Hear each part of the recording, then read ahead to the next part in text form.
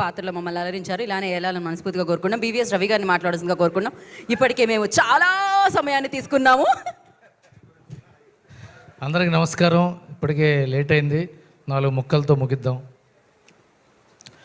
అవకాశం కోసం తిరుగుతున్న వాళ్ళ ఆత్మాభిమానాన్ని అహంకారం అనుకుంటుంది ఈ ఇండస్ట్రీ. అలాంటి వాళ్ళకి అవకాశం ఇచ్చి ఆత్మగౌరవాన్ని ఇస్తున్న సంస్థ ఈటీవీ విన్.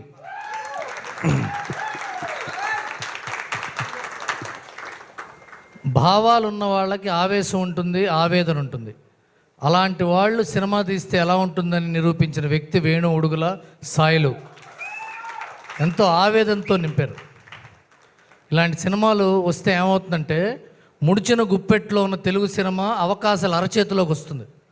అందరికీ అవకాశాలు వస్తాయి ఇలాంటి సినిమాలు వస్తే. ఇకపోతే సినిమా గురించి చెప్పాలంటే, నాకు హీరోయిన్ ఫాదర్ని, హీరో ఫాదర్ని ఇద్దరిని చూస్తుంటే ఏమనిపించిందంటే, హీరో ఫాదర్ ఇంకాసేపు బతికుంటే బాగుండు అనిపించింది. హీరోయిన్ ఫాదర్ ఎప్పుడు చస్తాడా అనిపించింది. ఈ సినిమా కుర్రాడు అఖిల్, ఈ అమ్మాయి, వీళ్ళిద్దరూ సినిమా హీరో హీరోయిన్లో లేరు, మనలో ఒకళ్ళ ఉన్నారు. మనలో ఒకళ్ళ కథలాగా అనిపించేటి చేశారు. అది వీళ్ళిద్దరు గొప్పతనం. వీళ్ళు ఇలాంటి యాక్టింగ్ చేసేవాళ్ళు చాలా కాలం తెలుగు ఇండస్ట్రీలో ఉండిపోతారు. All the best.